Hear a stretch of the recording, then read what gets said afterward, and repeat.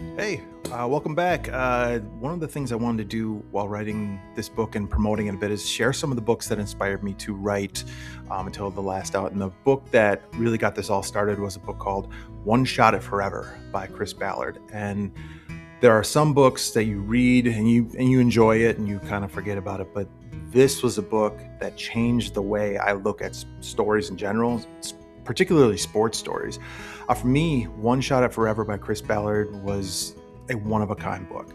Before reading the book, I think I had a very traditional idea of what made a great sports story.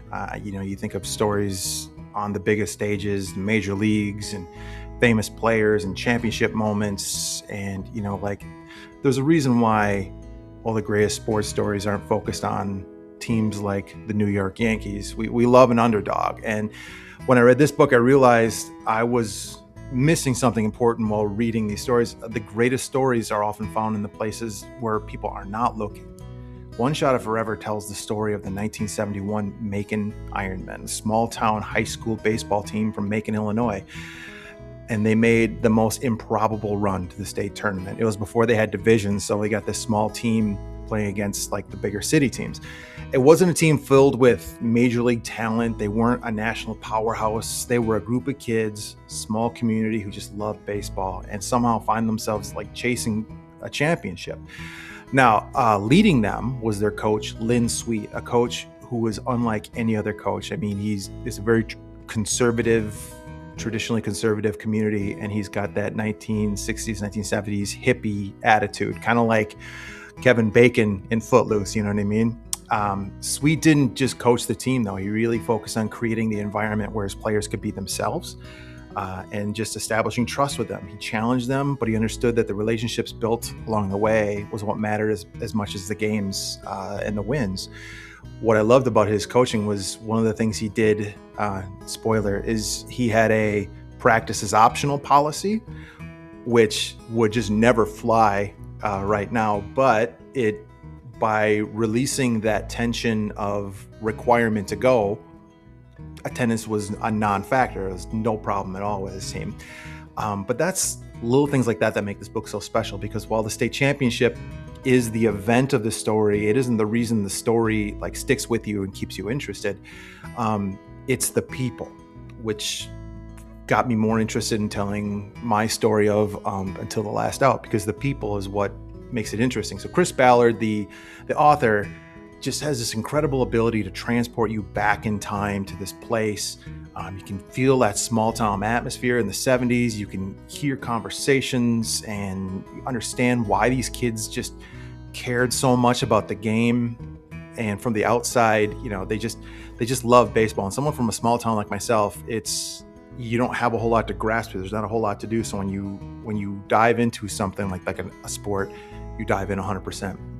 So for those kids, it wasn't just baseball, and for us and my team, it wasn't baseball. It was about camaraderie and friendship and belonging, the community.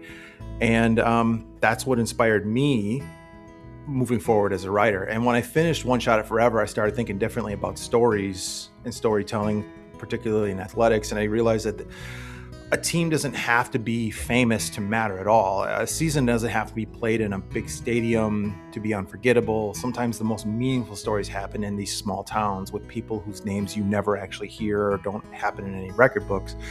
And that really stuck with me. It made me think about my own experiences playing high school baseball in DeSoto in the 2000 team. And for years I thought, that story was about all the wins and the record and the championship and just the overall statistical dominance. But the older I've gotten, the more I've realized that the story was about the people in our book, the coaches, my teammates and families who nurtured us along the way, and the community that made the season so special.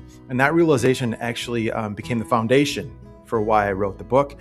One of the things I love about books like this is the way they can help with the connections long after you finished reading them. So I shared this book, One Shot at Forever, with my former teammate, Brett Nofke, who was the ace of our pitching staff in the 2000 season, a key part of that team.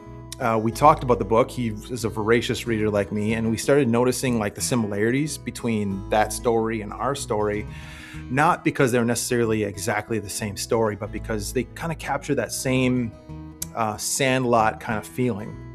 a group of people coming together and chasing uh, the ultimate goal, and feeling that a season becomes something you'll kind of hold with you for the rest of your life. But more than anything else, I think we just talked about how much we love the story of small town baseball. And in a way, that conversation brought Brett and I kind of back together, and reconnected, which is funny. It's a book about a team from 1971 gave two former teammates reason to reconnect as well, over our own season. So that's the power of great sports storytelling. It doesn't just tell you what happened, it reminds you of who you were. It reminds you of the people who were there with you, and reminds you of why those moments really mattered back then, and they matter just as much as they do now. So if you love baseball, you're going to love One Shot of Forever. If you love great storytelling, you'll love it.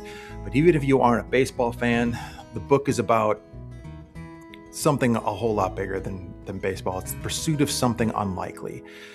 The people who help make the journey meaningful, and the memories that last well beyond the last game. So Chris Ballard didn't just write a book about baseball. He wrote it about all of us who were lucky enough to be part of a team like that, or a small community, or a moment, and everything seems possible. So, and those are the stories worth remembering and telling.